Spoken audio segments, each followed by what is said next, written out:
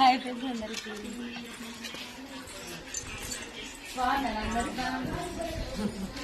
hi hi అందరికీ జుట్టు తీసుకుంటున్నాను రావడంతో కొడుతున్నాను వచ్చిందే కొడుతుంది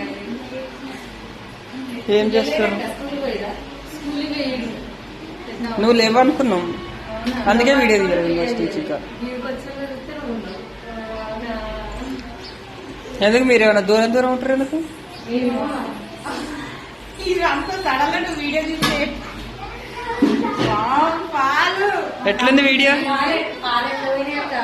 పోయినాయిగా నాకు అలర్షిగా ఉన్నాయి కాబట్టి ఊత ఒకటే కలిగింది డబ్బు కలిగితే